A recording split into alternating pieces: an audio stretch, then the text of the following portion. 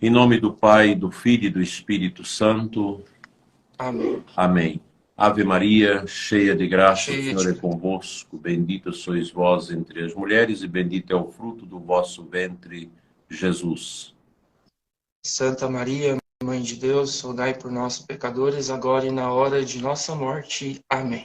Peço a intercessão de Nossa Senhora e de São José, para que este nosso momento aqui seja de crescimento espiritual e de engrandecimento do nosso compromisso com a evangelização, com a Santa Igreja e com a doutrina que Nosso Senhor deixou para nós na sua amada Mãe Igreja. Glória ao Pai, ao Filho e ao Espírito Santo.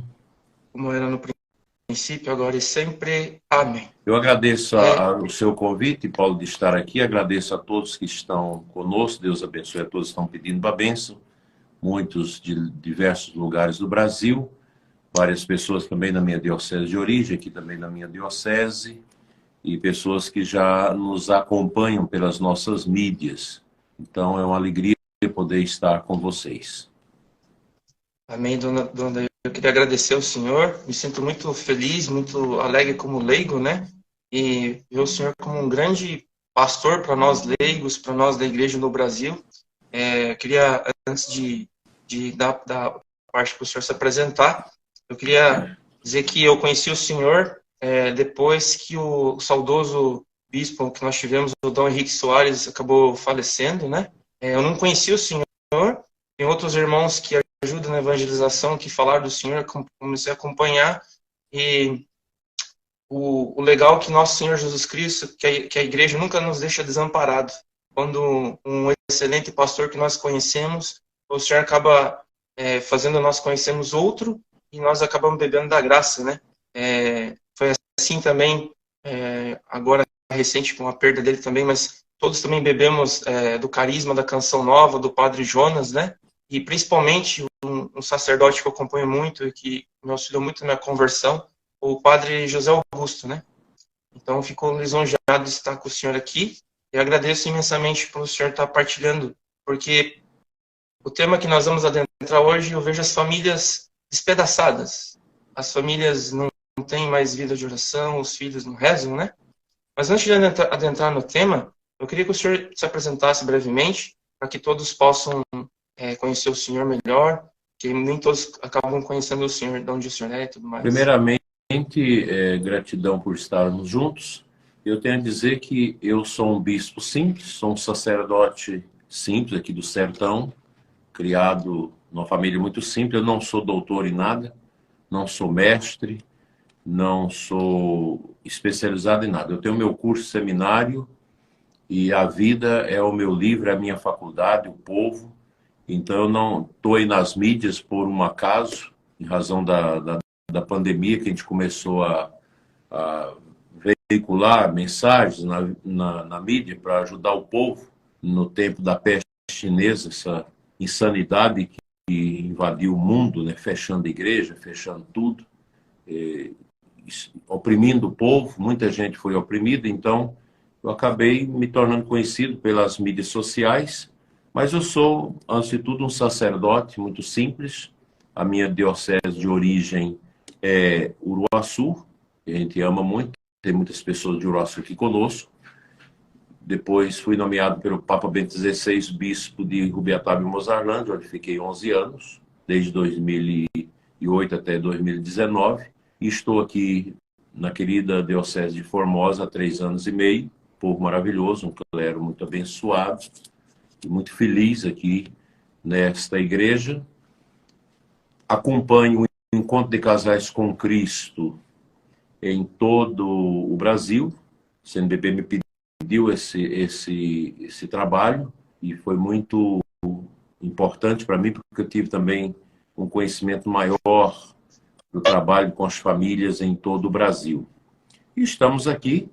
Nosso trabalho é humilde, é um trabalho de evangelização, e é aquilo que a igreja é. A igreja não é algo complicado, não, é muito simples.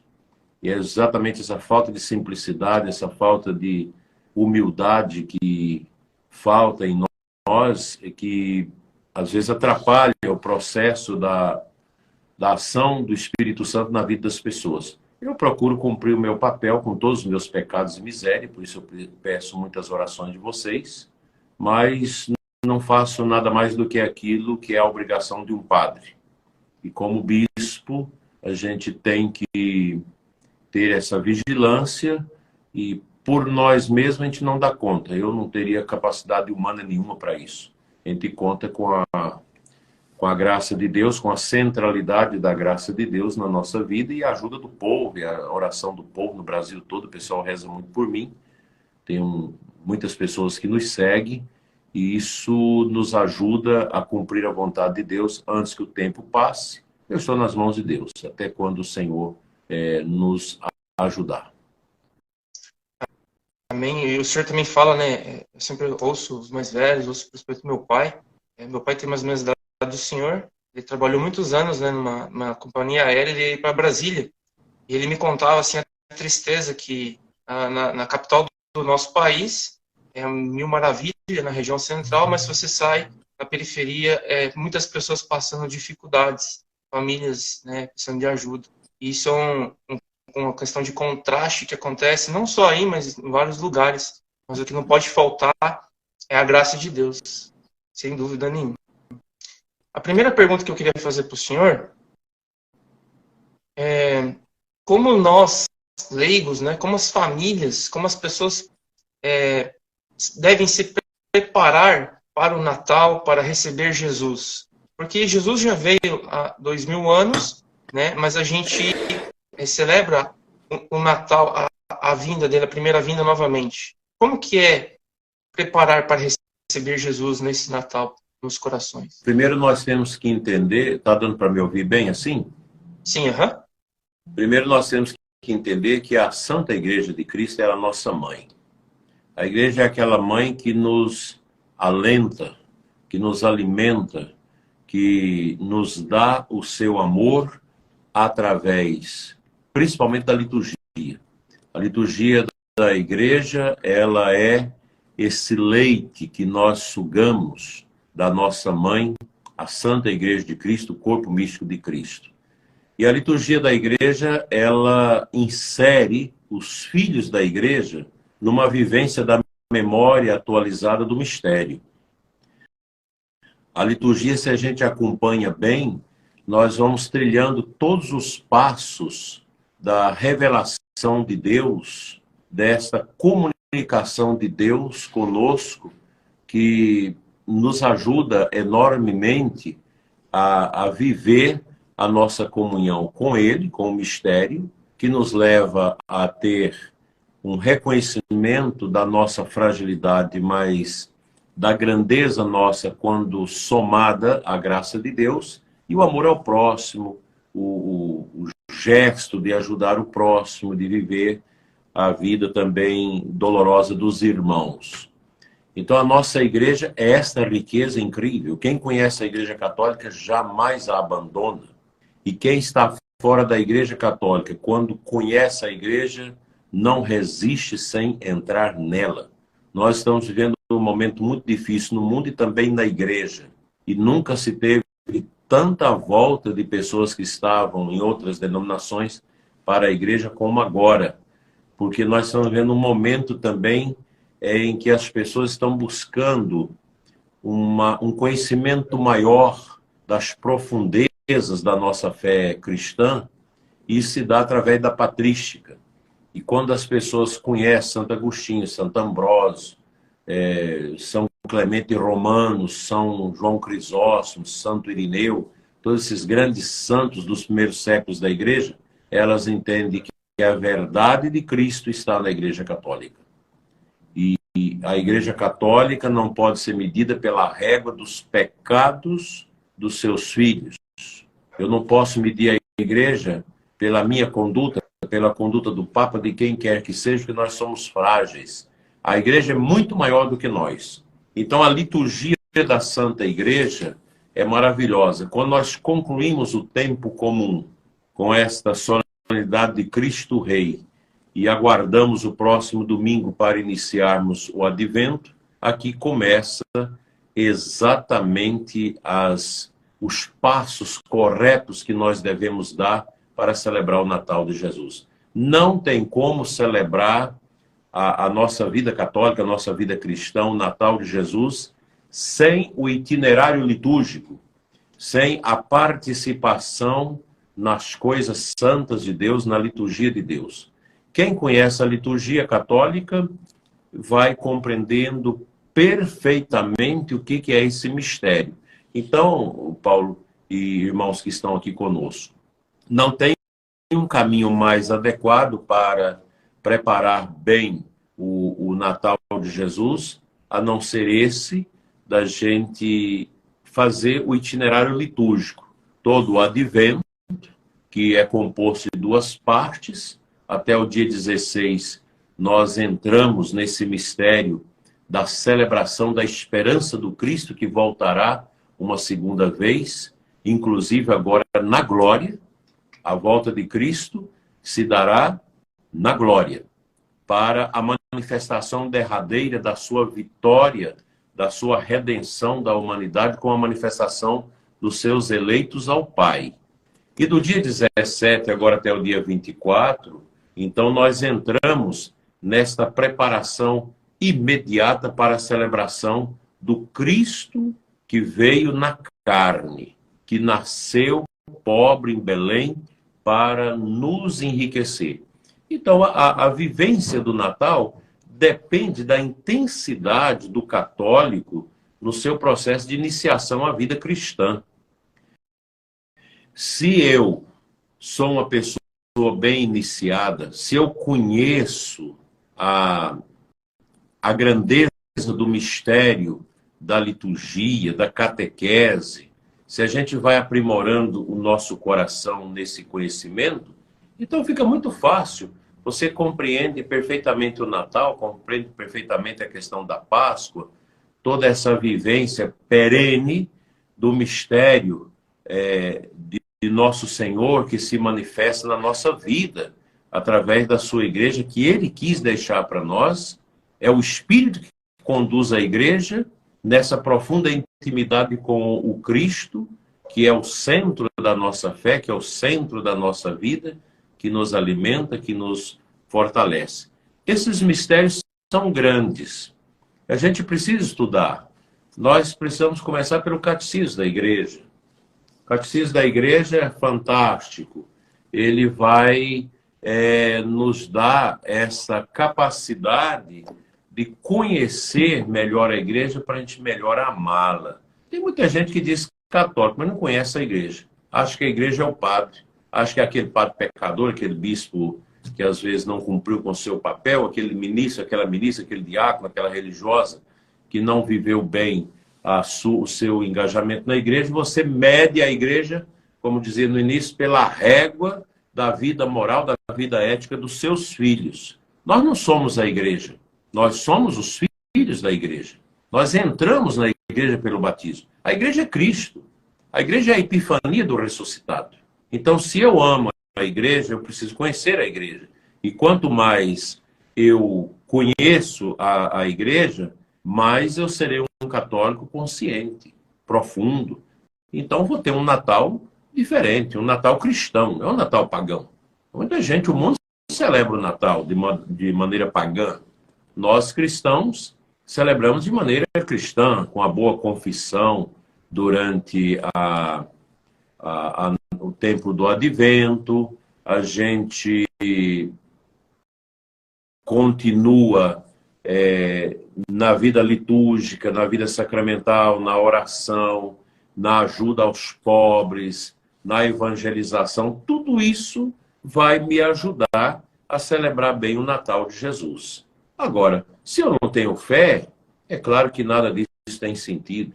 Tudo se alicerça numa fé consciente. Se eu tenho uma fé consciente, claro que eu vou celebrar o Natal de forma consciente, e o Natal vai trazer bênçãos e forças eternas, forças divinas para o meu coração. É isso que a gente precisa. Natal é isso. É fazer o itinerário da penitência, da caridade, da reconciliação, da busca do perdão, de melhorar o relacionamento nosso com a família, fazer uma boa confissão. Aí alguém me fala, mas não tem confissão na minha paróquia. Infelizmente, gente, a gente precisa entender que a nossa igreja está dentro desse mundo. E o mundo hoje é um calabouço de problemas. O mundo hoje está às traças. E a igreja está dentro do mundo. Ela não é do mundo. Mas nós trazemos conosco essas marcas do mundo. O cristão, ele precisa, mesmo tendo nascido católico, viver essa purificação. Se você não vive essa purificação permanente, é claro que você não vai entender nada de igreja. Você vai fazer um Natal com festa, com bobagens, uma liturgia cheia de penduricalhos, de criatividades que não ajudam as pessoas a rezar e a celebrar o mistério. Então eu vejo assim. Eu agradeço a todos que estão aqui conosco, tem vários seminaristas. Eu estou falando e tentando ler as mensagens, por isso que dá um clique aqui na cabeça. Mas é muito bom que os seminaristas, também tem sacerdotes aqui conosco, que a gente ajude o povo a viver bem a liturgia, porque esse é o caminho. Não existe uma paróquia que não tenha um projeto, uma paróquia autêntica, fulgente, pujante, que não tenha um projeto de evangelização e que não trabalhe essa questão da iniciação cristã. Por que quem tem o presépio, invenção de São Francisco? É uma maneira de que os pais, que as mães têm de evangelizar, levando as crianças ao presépio e fazendo a catequese mistagógica, falando das imagens do presépio, o sentido do presépio, a encarnação do verbo, essa coisa toda que nós temos na nossa fé. Isso é extraordinário, isso é maravilhoso. E é assim que deve ser. Eu lembro de mamãe levava a gente pequeno para ver o presépio e a gente não sabia nada da roça, ela ia dando a catequese. Foi minha mãe que me deu a catequese em casa. Eu fiz minha primeira comunhão com 7 anos e meio. E aprendi naquele tempo o catecismo de São Pio X, que eu fui batizado no rito antigo e fiz minha primeira comunhão também no rito antigo. Então, é muito interessante. Obrigado, dona Carmen de Belo Horizonte, a mãe do padre Carlos Felipe, meu amigo. Então, eu fiz a primeira comunhão e mamãe levava a gente no presépio. Levava no presépio e ensinava. E a gente ficava assustado. Eu lembro do presépio, tinha um menino Jesus grande e ele tinha uns dentinhos. E eu perguntava à minha mãe, mãe, mas por que o menino já nasceu com dente? E minha mãe não sabia bem explicar. Quando eu me ordenei padre, eu fui trabalhar naquela paróquia que ainda tinha o menino Jesus, que eu mandei a dona Zizi, na época, uma imagem, para tirar os dentes do menino Jesus, que causavam problema na compreensão das crianças. E depois chegava o tempo da quaresma, tempo de Semana Santa, minha mãe ia com a gente na igreja, a gente morava na roça, e fazia a Via Sacra, explicando cada imagem da Via Sacra para a gente. Isso é uma catequese maravilhosa. Obrigado, Padre Adão, meu grande companheiro aqui em cabeceira, padre aqui da nossa diocese. Tem várias pessoas da diocese de Formosa aqui conosco. Agradeço profundamente. Padre Adão, muito obrigado pela sua generosidade. O senhor falando da questão da pobreza, da gente auxiliar os pobres, né? Uma coisa que eu vejo, assim, com a minha humildade, assim, que eu posso perceber, é que hoje nós vemos na igreja que está tirando o sentido do Natal, o sentido de Cristo, colocando as coisas deste mundo que endeusando, digamos, coisas passageiras, né? Com teologias errôneas, digamos. E o que a gente percebe hoje, Dom Adair, que eu percebo assim, conversando com muitos irmãos da comunidade, de outras paróquias e de outros lugares, é que o povo está confuso.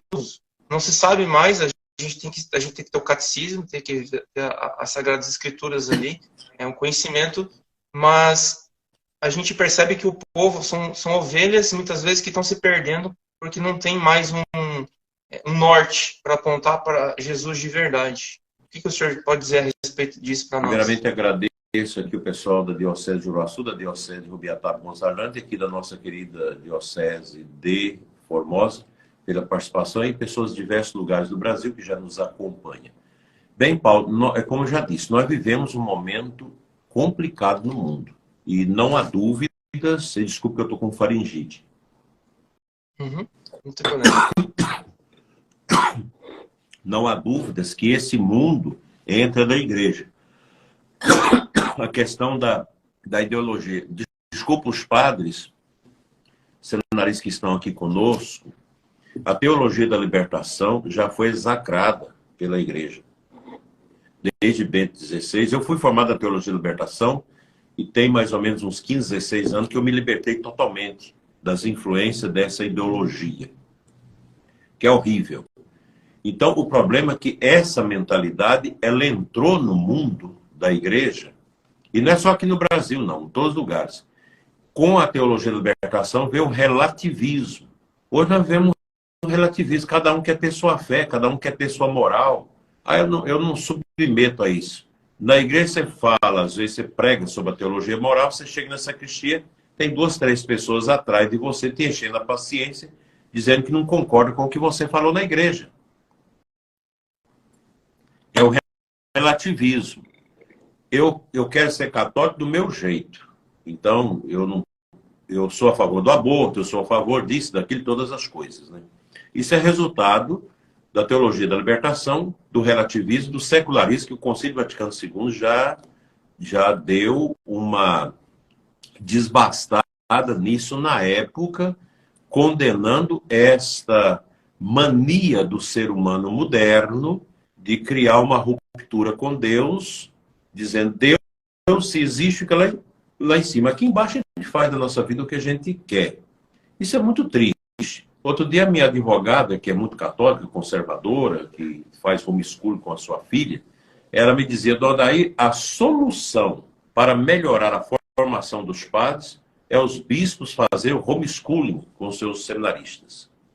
E ela vai me dizer, as dioceses têm poucos seminaristas, o bispo é católico, que é a igreja católica, forme os seus seminaristas dentro da doutrina, porque hoje você manda o seminarista para o seminário, às vezes vai fazer faculdade, e não ajuda em nada, ninguém estuda mais a filosofia perene.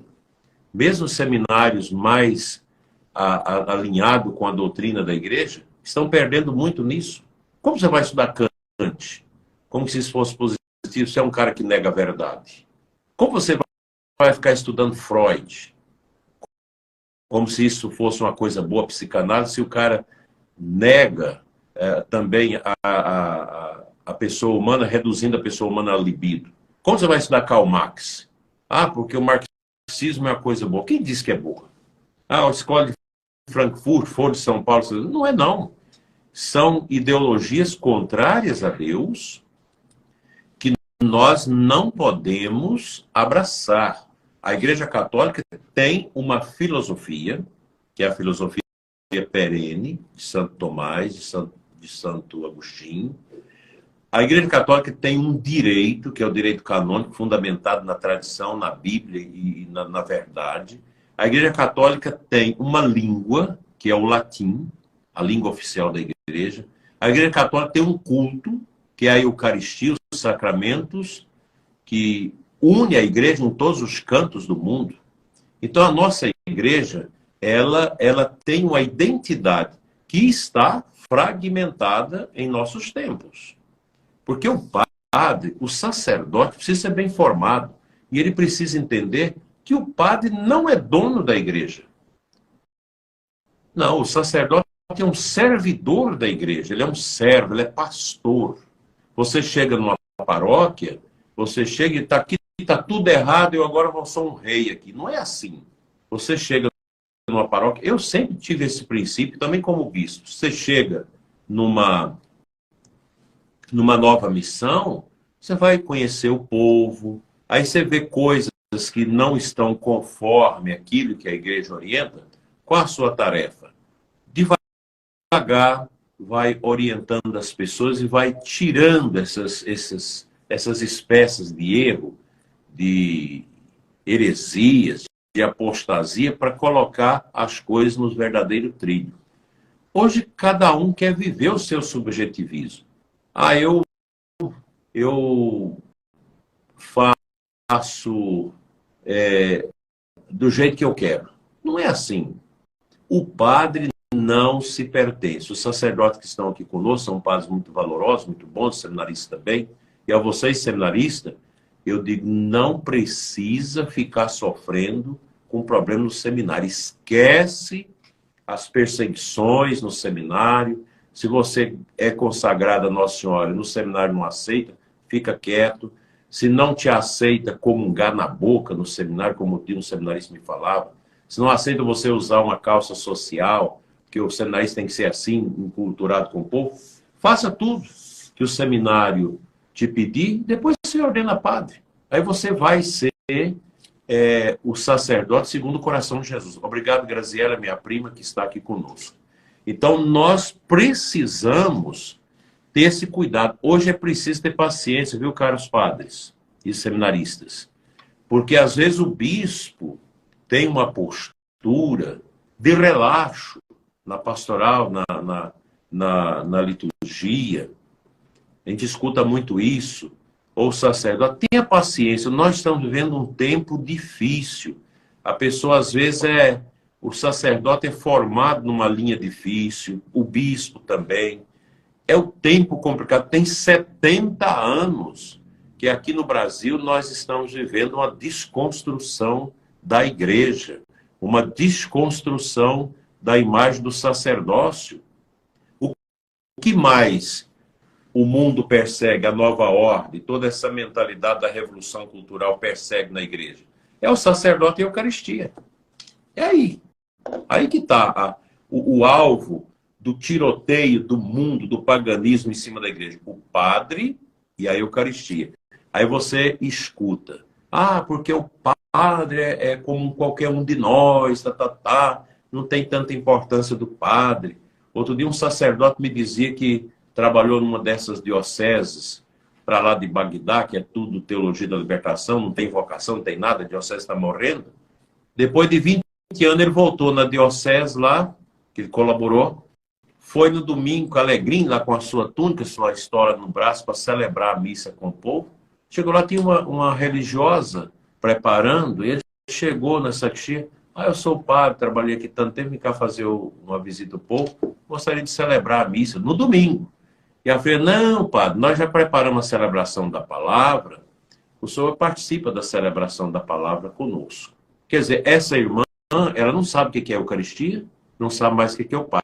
E essa é a mentalidade. Tem muita gente aí pedindo, mas qualquer um pode celebrar a Eucaristia. Eu lembro de um bispo, há 45 anos atrás, já morreu, Deus o tenha, que já dizia isso. Nós temos que superar a igreja clerical. Nós temos que superar esse modelo de igreja, esse modelo centrado na sacramentalidade, centrado na pessoa do padre. A gente tem que criar uma igreja onde todo mundo participe do ministério. A cada tempo, uma pessoa preside a ceia. Ele falava assim. Quer dizer, aí você desconsidera o sacerdote como alter Cristo, como uma pessoa que recebeu o sacramento da ordem que imprime caráter, o padre, que tem como prerrogativa principal trazer Jesus Eucarístico como alimento para si, para a sua santificação e santificação do povo, e para o atendimento da confissão das pessoas. Essa é a fundamental missão do sacerdote. Ser aquele que oferece o santo sacrifício da missa pelos seus pecados e pelos pecados do povo, e aquele que atende à confissão das pessoas, levando as pessoas ao arrependimento, à conversão, à união com a graça de Deus. Daí decorre do altar e da misericórdia na confissão, decorre todos os trabalhos da igreja. Não adianta uma paróquia ter muita coisa e não ter o padre que atende confissão, não ter o padre que celebra a missa, não ter a Eucaristia. Não pode. O sacerdote. Eu sei que tem bispo, tem padre que não concorda com isso, mas eu fui formado assim pela minha mãe, o seminário. Eu tive a boa formação no seminário, uma péssima formação acadêmica, tudo nessa linha horrorosa. Mas a igreja é isso. Basta pegar o catecismo da igreja. Pegue o catecismo. Esse aqui, o catecismo João Paulo II. Aqui já contém todas as verdades que a igreja nos ensina. Está aqui. Então, a igreja não...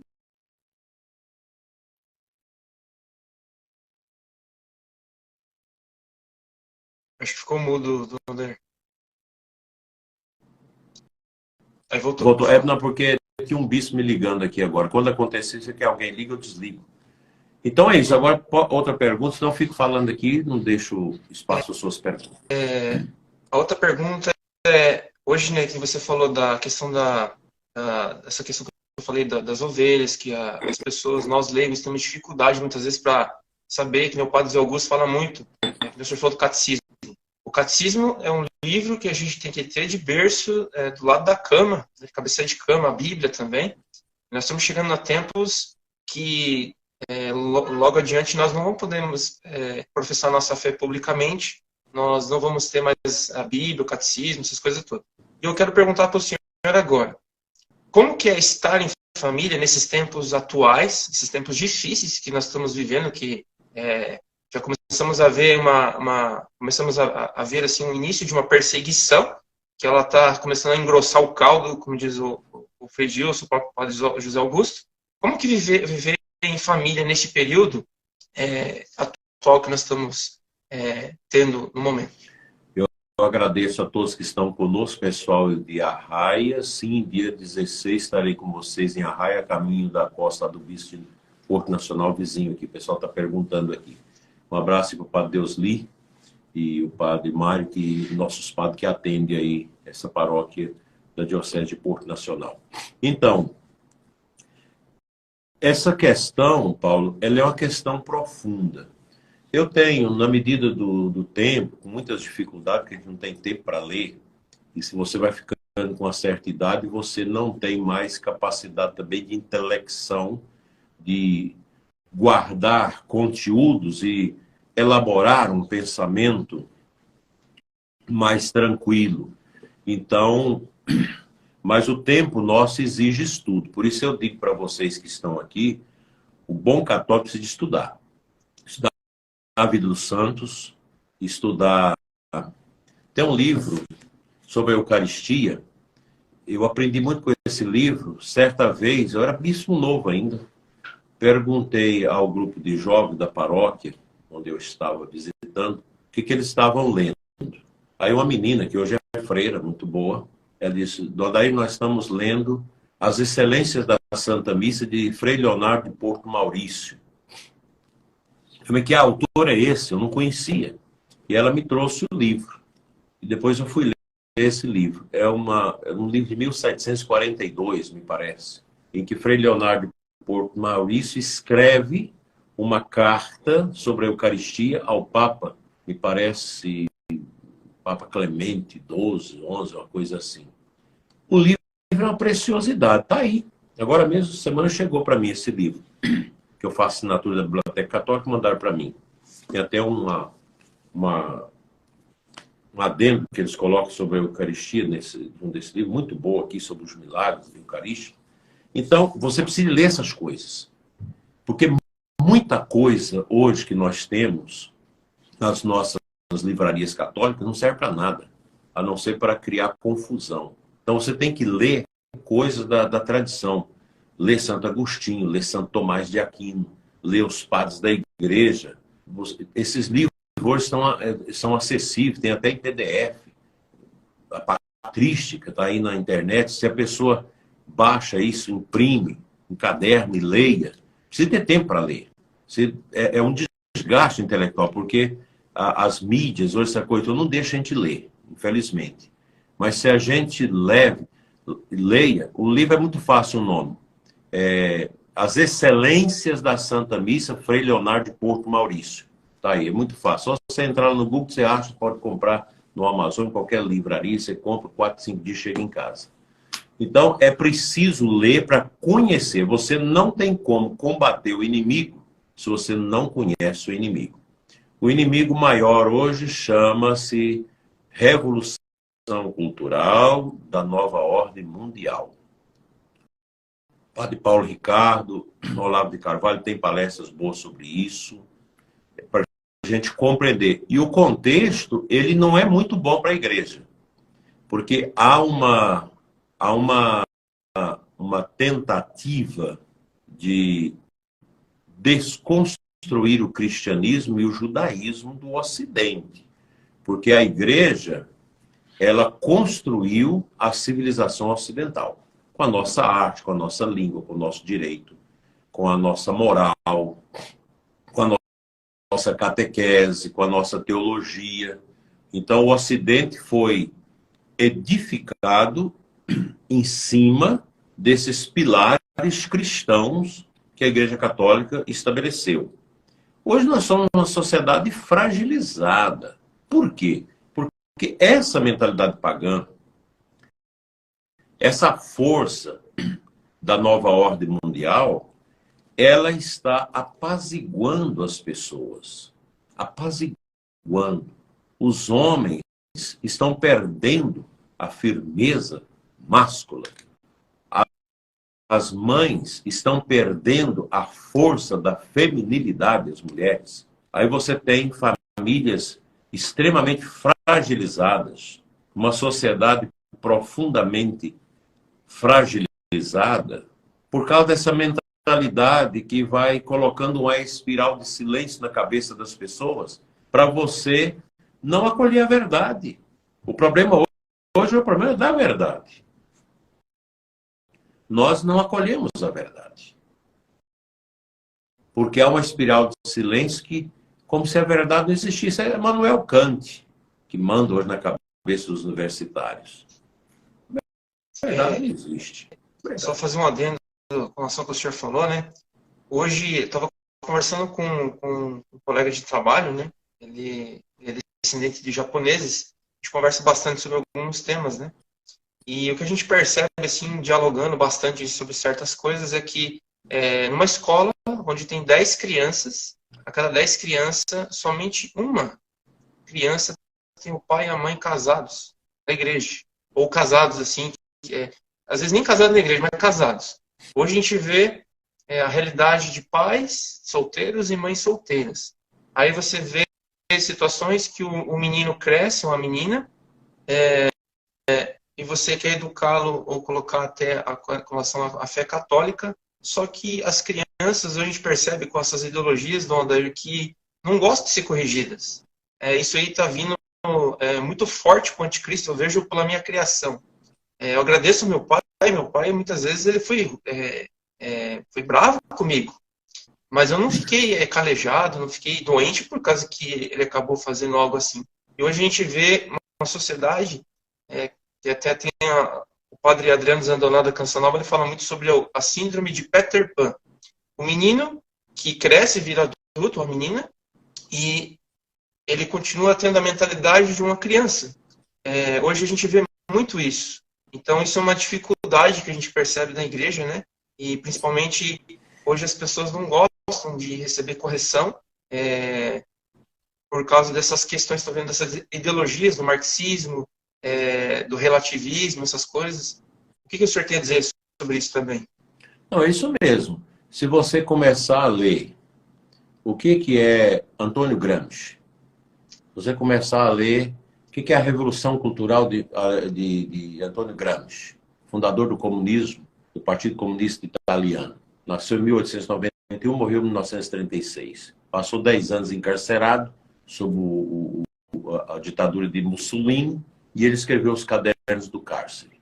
Ele abre um espaço para que depois a escola de Frankfurt, nos anos 70, vai trabalhar isso, como implementar o comunismo, o marxismo no mundo, de uma maneira eficaz. Porque antes se pensava, vamos implantar o comunismo com o campesinato, com o pessoal campesino, com os proletários, com os trabalhadores, então vai tomar o poder, a luta de classe. Só que o pessoal, os camponeses, o pessoal simples que trabalha nas fábricas, tudo, é gente conservadora, que gosta de família, que gosta de rezar, que gosta de igreja. Isso não funciona. Então, Antônio Gramsci dá essa dica e o pessoal começa a trabalhar isso. Essa questão da revolução cultural. Nós vamos implementar a mentalidade comunista no mundo através da revolução cultural. E aí você tem Paulo Freire, essa coisa toda aqui, que vai trabalhar isso. E culturalmente como?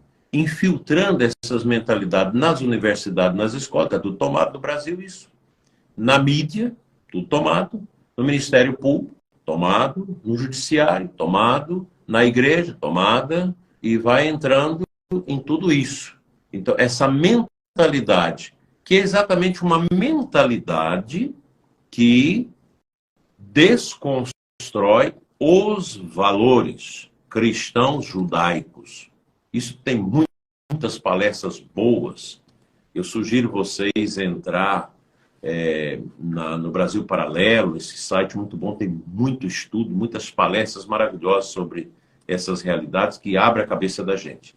Então, essa desconstrução, ela está aí. Ela está onde? Está no ar. Está na musiquinha que é cantada na escola. Está na musiquinha que às vezes se canta na catequese. Ah, mas é tão...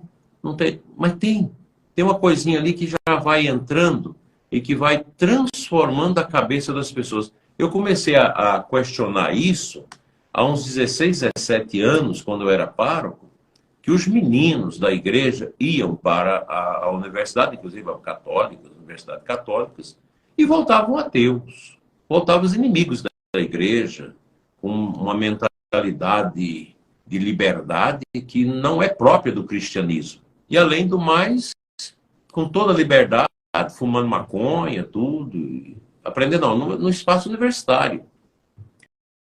Ou seja, a revolução cultural, ela entrou, ela está aí. E é isso que vai desconstruindo e fragilizando a pessoa humana. O nosso Ocidente está fragilizado. Olha os Estados Unidos. Os Estados Unidos está totalmente fragilizado. Porque essa mentalidade, ela entrou e a mídia, e através da internet, isso foi replicado com muita força. Então, nós temos que fazer o quê? A contracultura. Retomar a alta cultura da igreja, a arte, a música clássica, todo esse ambiente cultural, a espiritualidade, tudo, para combater isso. Isso vai se fazer o quê? Nos próximos 80, 120 anos. Não é de hoje para amanhã. Você tem que criar gerações. Então, começa com pequenos núcleos familiares, onde as famílias estão trabalhando corretamente seus filhos, escolas conservadoras, escola de homeschooling, em que você vai formando a consciência dos filhos para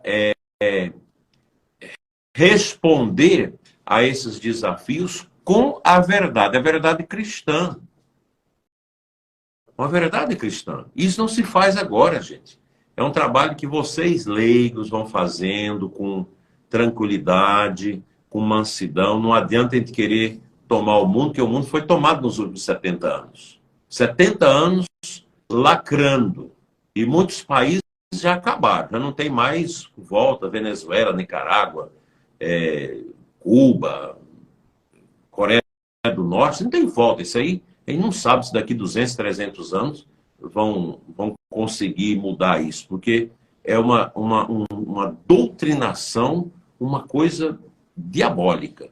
Então, a gente precisa fazer essa contrapartida a esse sistema de pensamento através da leitura, através do estudo, através da oração, da mística, recuperar tudo isso. Esse é o nosso movimento. E a gente não precisa ficar brigando com padre, com bispo, com lideranças que é de esquerda, que é teologia da libertação. A gente tem que ter paciência. O mundo está assim, e a gente tem que ir com o trabalho de formiguinha, devagar, trabalhando, para daqui 100, 120 anos, a igreja renascer. Porque a igreja ela não morre porque ela é de Cristo. Nós que estamos nela morremos, mas a igreja ela continua. E a igreja ela vai, o Papa Bento já falou isso, a igreja vai se definhar imensamente. Obrigado, doutora Kelly, a senhora entrou aí agora. Nós estamos falando dos assuntos que conversamos sempre. Então, a igreja ela tende a definhar por causa da Revolução Cultural Marxista. Porque o problema é a cultura. Eles acharam esse é o lugar onde mais você atinge as pessoas. É o teatro, é a música, é a leitura, as performances, tudo isso você vai fazendo, você vai criando esse engodo na cabeça das pessoas e tirando as pessoas do caminho da verdade. É o relativismo. O que eu ia dizer para o senhor, eu lembro quando o senhor falou de 15, 16, 17 anos atrás, hoje eu estou com 32 anos, naquela época eu estava no ensino médio ainda. Eu me recordo, Dona Odair, que no primeiro ano, no segundo ano, no terceiro ano do ensino médio, só se via falando sobre Marx, Karl Marx, marxismo, Friedrich Engels e tudo mais, né? Todas essas ideologias. E naquela época eu não entendia muito bem porque estava falando tanta Rússia, da União Soviética, da China, eu não entendi. Depois de um tempo, quando a gente vai amadurecendo na fé e no conhecimento, a gente vai percebendo que naquela época já estava infiltrando, né? Já estava praticamente implantado esse negócio de marxismo. Então, a gente vê professores, né, das escolas ensinando, em vez de ensinar matemática, português, geografia, as coisas, conhecimento, ensina ideologias para as crianças, né? Eu me recordo também, quando eu sou formado em sistemas de informação, em 2010 eu ingressei na faculdade, se não me engano, no segundo semestre, tinha um trabalho que nós tínhamos que fazer de pesquisa. E o tema proposto para a minha equipe foi vício e jogos de computador, jogos na internet. Hoje eu consigo olhar com um pouco mais de maturidade, eu nunca, graças a Deus, eu fui assim, de acompanhar essas coisas, mas eu percebo assim que até nos jogos, até em filmes, músicas, questões até de livros, a gente é manipulado o tempo todo para essas ideologias. Hoje a gente vê, por exemplo, meninos que estão indo para o quartel, no exército. Se você pegar os meninos de 10 anos atrás, hoje os meninos são tudo cheio de, digamos a palavra entre aspas, frouxidão. Eles não são firmes. Não são aqueles homens seguindo a virtude de São José, a virtude dos santos. E essas ideologias estão destruindo as famílias, né, adentrando. Eu não sei o que o senhor acha dessas questões, mas eu vejo assim, como leigo, né, eu vejo infiltrando a nova ordem mundial através da televisão, através de séries, de filmes, Olha, e as pessoas acabam deixando um seus conjunto, filhos. Paulo, é um conjunto. Eu, com 15 anos, eu comecei a fazer a quinta série, em Campinoche, minha cidade natal, uma cidade pequenininha do interior. Lá já tinha um professor, que eu não vou dizer o nome aqui, que já é falecido, que da quinta à oitava série, ele nos lacrou com o comunismo cubano e com o comunismo soviético.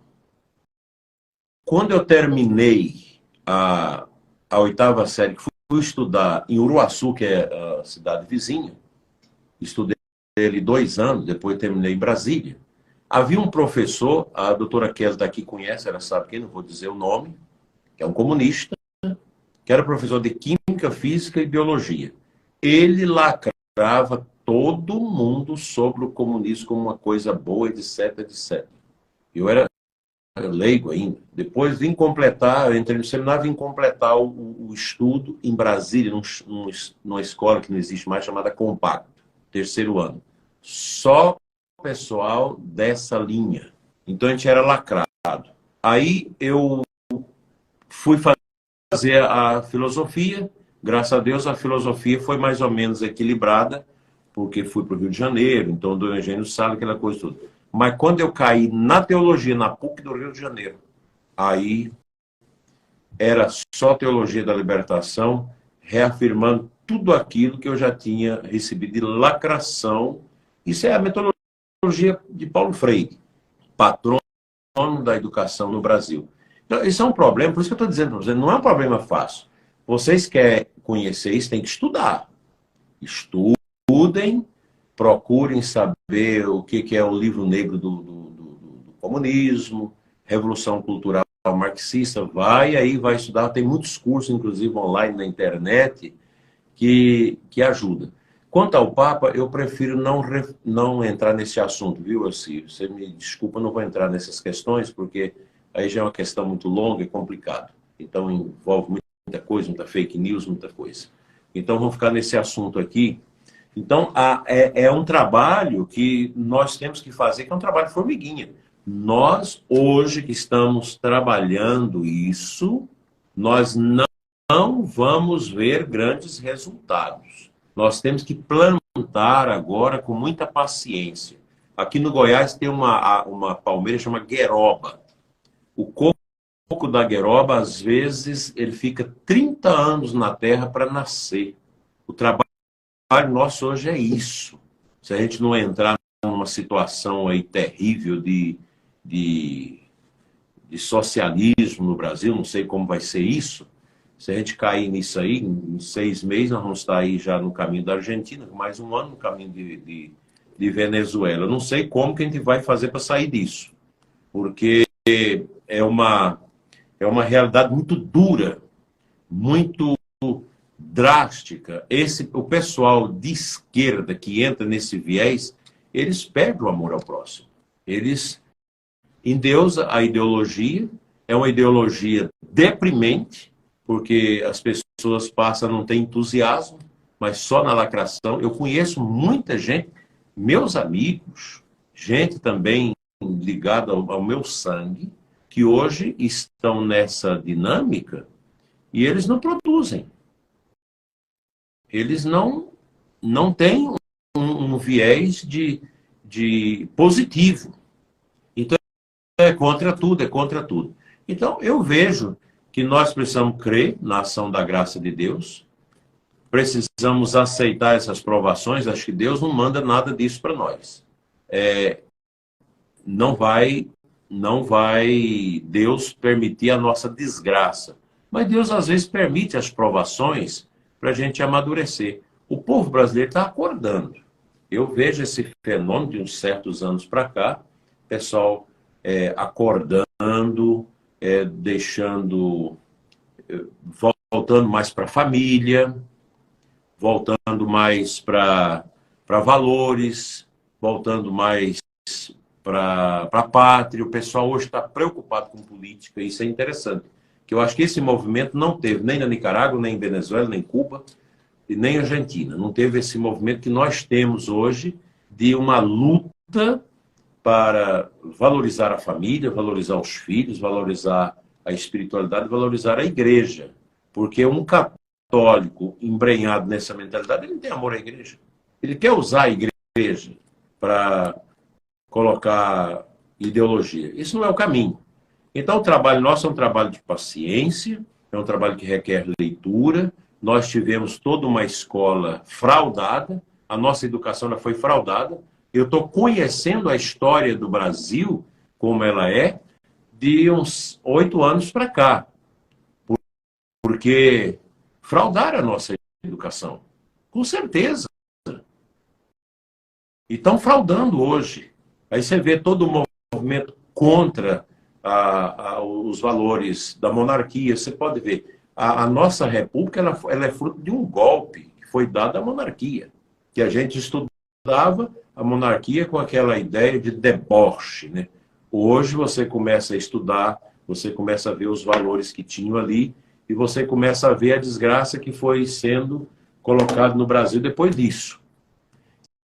Então, a solução nossa é coragem, valorizar nossas famílias, estudar. É preciso conhecer o inimigo invisível que está aí de maneira concreta, para a gente criar uma luta contra esse golpe cultural que leva à degradação dos valores, que leva à degradação da família, que leva à degradação da moral, da honestidade, como nós temos no Brasil. A gente está vendo isso, a esperteza, tudo isso mudar.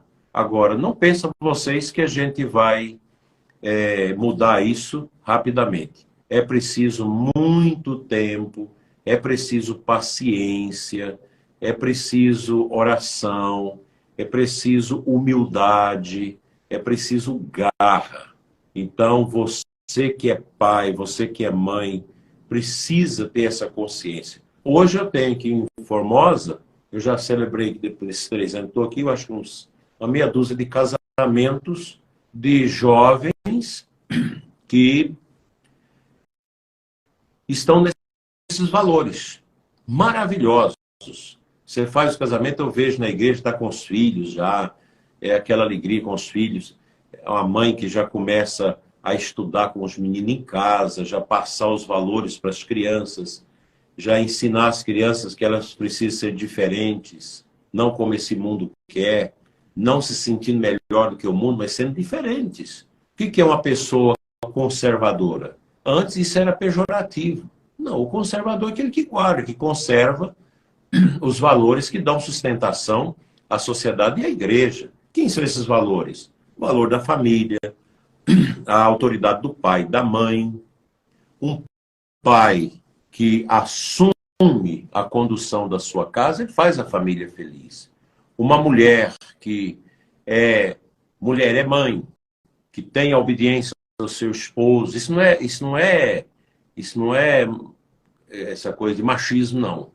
E os filhos que têm obediência aos pais é uma família feliz. Porque, mas a mulher é igual ao marido. Não é, não. Tem a mesma dignidade, mas não é. Quando se quebra a telha lá em cima da casa, não é a mulher que sobe para arrumar, é o homem. Então, o homem tem que dar estrutura.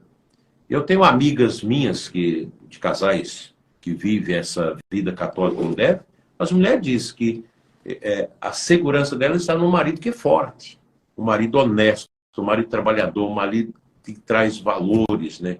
Uma mulher também, uma esposa que tem valor, que ensina os seus filhos. É essa coisa. Agora, falar disso hoje se tornou tabu. Você não pode nem falar na igreja disso. Que já chega alguém te xingando, que já chega alguém te falando. Então, o que nós precisamos é que o homem seja homem, que a mulher seja mulher. Dom Manuel Pestana, de venerável memória, bispo de Anápolis, dizia, olha, o feminismo feminilizou os homens, masculinizou as mulheres e imbecilizou os dois. O feminismo não é uma proposta cristã, não tem nada a ver com direitos humanos. É fruto, é filhote dessa revolução marxista cultural que tem estragado o sentido da vida da mulher. Quantas mulheres que eu tenho visto agora que chega para a gente e fala, Dona Daíra, eu descobri a beleza de ser mãe. Eu que fiz laqueadura, tive só um filho, 2 filhos, queria ter mais, agora não tem jeito. Mas como eu não sabia, e homens também que dão testemunho, que descobriu o que é o sentido da vida. Nós estamos formando os jovens assim aqui em Formosa, os que a gente dá conta de alcançar, com essa visão, uma visão católica de família. E é isso que vai salvar o mundo daqui 100, 150, 120 anos. A outra pergunta que eu queria fazer para o senhor é o seguinte: como que nós devemos viver bem o Natal, né? Como viver bem o Natal e preparar o coração para receber Jesus? É isso que nós já falamos. É isso. Traga para o seu coração a interpelação da tradição da igreja, da nossa fé católica de 2000 anos, que é centrada em Cristo, o centro, e a família como a igreja doméstica, que São João Paulo II fala muito bem, onde o pai, a mãe, os filhos formam uma escola de vida. Blindar a família contra essas ideias malucas da revolução cultural marxista, do relativismo, da imoralidade, tudo isso. Cortar de vez questão de internet pornográfica, essas coisas. Trazer para a leitura. Mas leitura de coisas de gente rica? Não.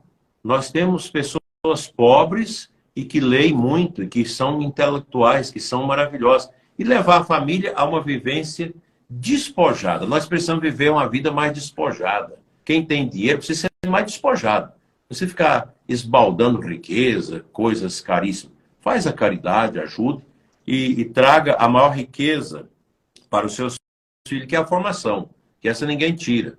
O ladrão pode chegar a roubar tudo da sua casa, mas não rouba a cultura que você foi capaz de promover dentro da sua família. Cultura cristã, alta cultura, não é essa pseudocultura, essa coisa rasteira. Qual a música que nos últimos 20 anos presta, que foi produzida no Brasil? Não tem uma. Me mostre. Não tem uma.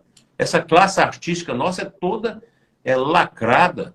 Os que não são lacrados nessa revolução cultural marxista são lacrados na revolução do sexo, da prostituição, da promiscuidade. Faz música para ganhar dinheiro em cima de temas eróticos, essa coisa toda. E os outros lacrando. Músicas que não valem nada, músicas que só atina para a sensualidade e não para o espírito. Nós precisamos realmente é buscar uma vida módica, uma vida simples, uma vida de sacrifício. Os pais precisam falar da morte dos seus filhos, precisam mostrar que a vida ela é dura. E eu termino aqui, não sei se vai cair a live ou não. Deixa eu ver aqui. Eu acho que ainda não. Não, né? Não. Eu termino com aquela obra de arte, que eu esqueci agora o nome do autor, não sei se a doutora Kelly lembra, em que a mentira e a verdade foram tomar banho no mesmo poço. A mentira falou para a verdade, olha como a água está no ponto. Foram tomar banhos. E a mentira esperou um momentozinho ali. Eu tenho falado isso em várias homilias, agora já não vou falar mais. A mentira viu que a verdade estava assim meio distraída, ela saiu do poço, foi lá e pegou as roupas da verdade, se vestiu e saiu pelo mundo. E a verdade saiu atrás, mas não conseguiu tomar. Então, a mentira está aí. Ela é vestida com as roupas da verdade, mas se você tirar a roupa da mentira, você vai ver que é um cadáver que está debaixo daquelas roupas. A mentira anda pelo mundo com as roupas da verdade. E a verdade ficou nua. A verdade anda nua. E por isso muita gente tem medo da verdade, porque ela é nua e crua. E termino dizendo que esta paródia, esse conto que foi depois pintado por um autor, ela nos ajuda a entender o Cristo. Cristo é a verdade. Jesus fala, eu sou a verdade e a vida. E Jesus é nu. Ele chegou nu na manjedoura. Nu. Pelado. E nu foi para a cruz. Porque Deus é desnudado de tudo aquilo que pode ofuscar a verdade. E São Bento diz, você tem que seguir nu a Cristo nu. Então nós precisamos retomar o tema da verdade, o princípio da verdade vem de Deus, a nossa intelectualidade, a nossa inteligência é capaz de conhecer a verdade, mas é pela fé que nós temos um incremento maior para acolher a verdade. Portanto, neste Natal, Paulo, queridos irmãos que estão conosco, vamos seguir a Cristo nu. O Cristo da manjedoura nu é o Cristo da cruz nu, que nos salva porque Cristo é a verdade. E a verdade é nua e crua. E o cristão precisa ser uma pessoa despojada dessas misérias humanas, misérias culturais, dessa lacração que muitas vezes nós somos incursionados nisso, para que nós possamos responder aquela palavra de Jesus, conhecereis a verdade e a verdade vos libertará. E termino lembrando Santo Agostinho e Santo Ambrósio. Santo Agostinho ficava muito impressionado de ouvir as pregações de Santo Ambrósio e queria opor a ele, antes da sua conversão, é claro. E ele ficava impressionado quando via o bispo lendo. Parecia que havia uma áurea, uma coisa que Santo Agostinho não sabia o que era, que estava ali em volta daquele homem que lia, estudava, mergulhava. E um dia, Santo Agostinho, para contrastar Santo Ambrósio com a sua oratória, com a sua eloquência, quis colocar o santo em maus trapos e perguntou, Ambrósio, como eu faço para encontrar a verdade? E Santo Ambrósio olhou para ele como um bispo velho, já barbudo, e disse, meu filho, ninguém encontra a verdade. É a verdade que nos encontra. Então, Natal é isso. É deixar ser encontrado pela verdade. E é uma verdade nua e crua. Não é verdade de Papai Noel, não é verdade do consumismo, não é verdade desses penduricalhos do hedonismo, do prazer, da vaidade do mundo que vai agregar nada à nossa vida. O que nos agrega é a verdade nua e crua de Cristo, que quer nos encontrar. Não tem essa bobagem de você pensar que você vai encontrar a verdade. É a verdade que nos encontra, porque nós já nascemos com a lei natural no coração, lex naturae. Nós já nascemos com a lei de Deus no coração. E a gente precisa ter a humildade é abrir-se ao Espírito para que nós possamos conhecer essa lei que é a verdade, que já está em nós e quer nos libertar. Essa verdade que o ateu, que os marxistas, que esse pessoal da Revolução Cultural Marxista não conhece. A verdade que é Cristo, que nos aponta o céu, a eternidade. O homem não foi feito para ser encerrado nessa plataforma da história, como diz Karl Marx. Não. O homem não é um ser histórico, ele é um ser meta-histórico.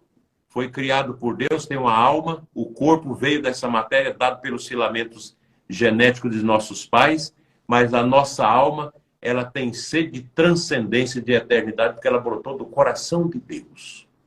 E o caminho da nossa volta a Deus é o caminho da humildade, do acolhimento da humildade, do acolhimento da verdade que é Deus, que somente Deus pode nos libertar. Aqui está a beleza, e eu digo para vocês que eu estou aprendendo isso. Eu não sou perfeito, não sou formado, não sou doutor em nada, estou apenas tentando entender essas coisas maravilhosas, e eu quero que vocês rezem por mim para que eu faça essa experiência.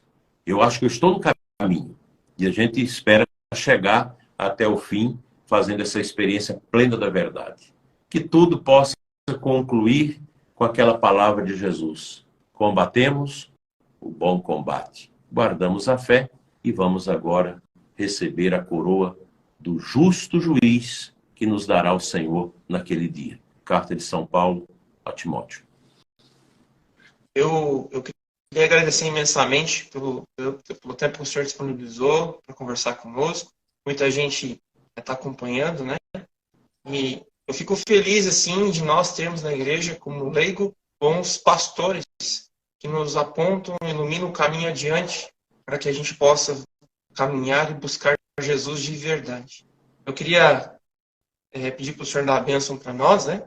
Se o senhor quiser fazer uma consideração final, pode se sentir A minha à vontade. consideração final é que nós sejamos firmes, destemidos, mas pacientes, muito pacientes.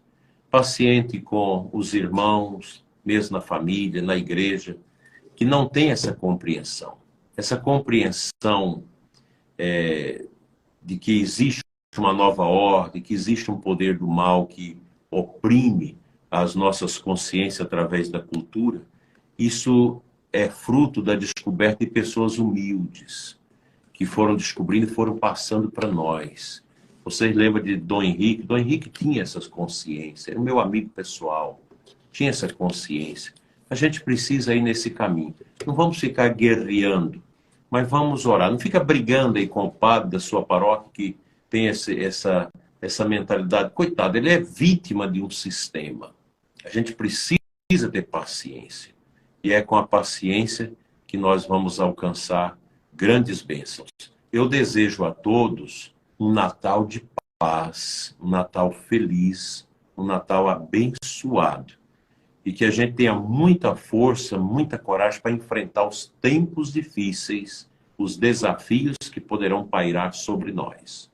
Pela intercessão da bem-aventurada Virgem Maria, de São José, seu castíssimo esposo, e de São Padre Pio, cuja imagem olha para mim aqui, venha sobre todos a bênção de Deus Todo-Poderoso, Pai, Filho e Espírito Santo. Amém. Muito obrigado e até uma próxima.